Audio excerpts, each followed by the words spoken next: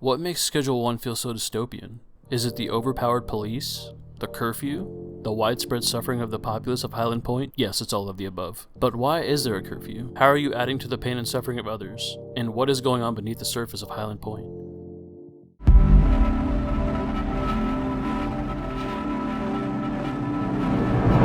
It's 9 p.m.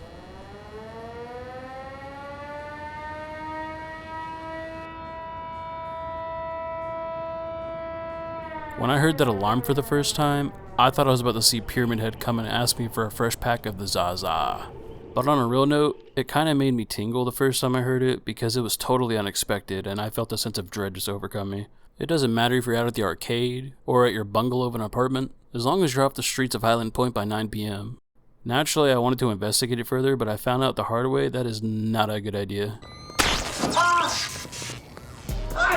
It's kind of sickening that they enforce this so hard while there's probably way more heinous crimes being committed, like murder, and the police just kind of stand around waving their flashlights while somebody's probably getting Swiss cheesed. And the only cheese I like is cheddar.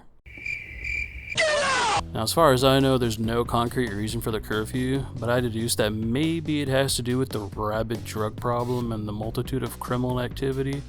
After all, it's just a hunch.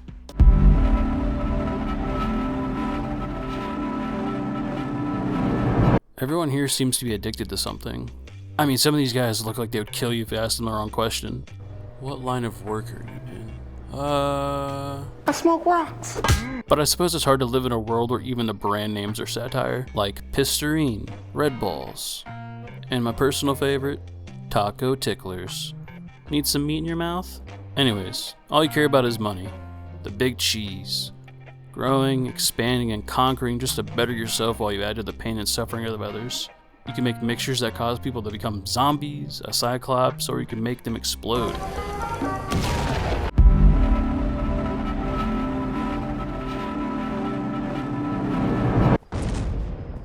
When you first arrive in Highland Point, your RV meets an unfortunate end due to the hands of a rival gang that claim the surrounding territory, the Benzies. Sadly, you don't have any other run-ins with them beyond this point, at least as of this video, but I'm sure that's another thing that'll be touched on in the future. But just know they're out there, waiting. Once you're in enough rep on the streets of Highland Point, you gain access to a hub of special individuals who can sell you guns, lab equipment, and hire workers to make more products for your customers. I mean, it really shouldn't come as a surprise for this type of world, but I wouldn't be surprised if there wasn't a bigger emphasis on the criminal underworld in later updates on the game, so I figured I would just add it to the list.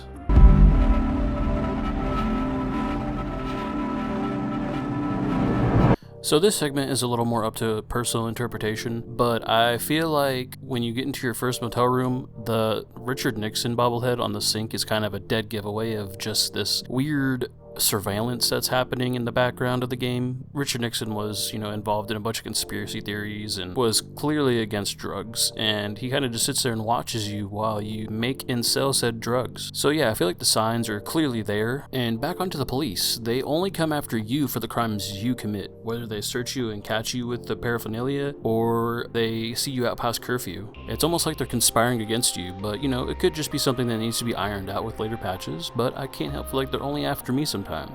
And onto the music of the game.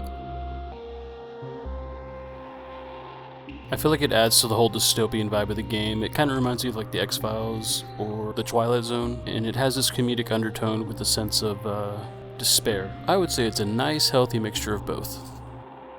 And I think what really puts the nail on the coffin for me is that situation with Uncle Nelson. I know there's a few videos out there going into depth about like what he could be involved in, if he's a Fed or whatever.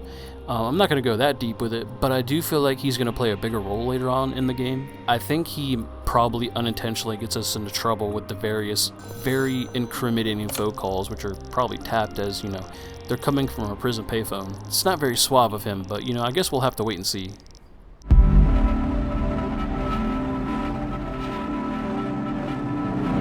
Schedule 1 at its heart is a very comedic and super satirical depiction of the real world, and with that comes a lot of real world similarities with, unwarranted surveillance, abusive and overpowered police, conspiracies, and drugs. Lots of drugs.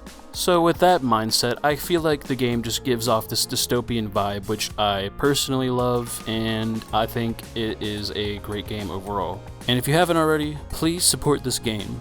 One person made this. Yes, just one person. The success is definitely earned, and I'm excited to see what else he adds later into the future of the game. But that's it for this video. If you made it this far, thank you for watching, and I'll see you in the next one.